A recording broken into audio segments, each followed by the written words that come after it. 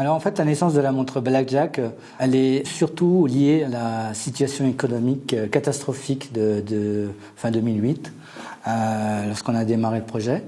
Je me suis pas, moi, assis à attendre que ça se passe. Fin 2008, plus personne ne voulait rien faire. Nous, on a investi à fond dans le bureau d'études pour développer des nouveaux projets et en autonomie, donc sans ordre de l'entreprise, donc en pariant sur l'avenir et de sortie de crise.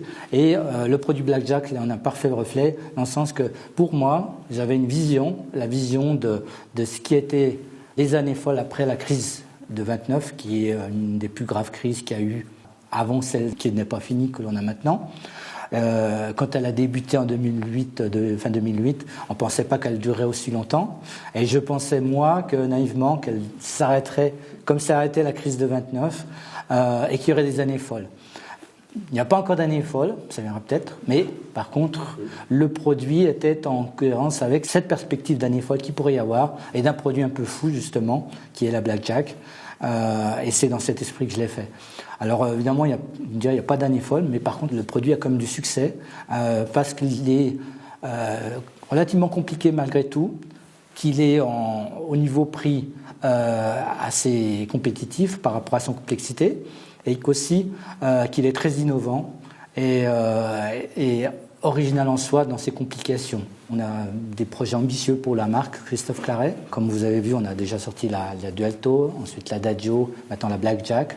On aura une suite à la Blackjack qui va être la Baccarat, qui est un autre jeu très joué notamment dans les pays asiatiques. Donc c'est un module complètement, un mécanisme de jeu complètement différent, donc qui a demandé un développement spécifique. Donc c'est une nouvelle montre. Et on a aussi des projets qui s'appellent Xtreme. C'est le nom de ces projets. Il y aura Xtreme 1, Xtreme 2. Je peux déjà vous dire que l'Xtreme 1 va sortir à Bâle. L'Xtreme 2 sortira l'année prochaine. L'Xtreme 2 est en relation avec l'hydraulique. Ça fait entre 4 et 5 ans qu'on a démarré ce projet, donc je crois même 5 ans. Donc c'est très élaboré, dans la haute complication, mais avec l'utilisation des fluides, quelque chose de très très intéressant et innovant. Et on travaille donc depuis déjà aussi 2 ans à peu près maintenant, pour le projet de Bâle, qui sera un produit plutôt lié avec le magnétisme, haute technologie qui est pour les horlogers une aberration, mais qu'on a voulu maîtriser. Et donc je pense que vous serez agréablement surpris à Bâle de découvrir ce produit. Pour surmonter la dernière crise, il a fallu faire preuve de diversification. La première diversification, c'était d'ouvrir la sous-traitance, c'est-à-dire d'ouvrir de la fabrication de composants de pièces pour des tiers, qui représente aujourd'hui à peu près 5% du chiffre d'affaires. Et surtout, le lancement de la marque Christophe Claret, l'appui du lancement de la marque Christophe Claret, qui est devenu très important au sein de la manufacture, puisque ça représente à peu près 45% du chiffre d'affaires.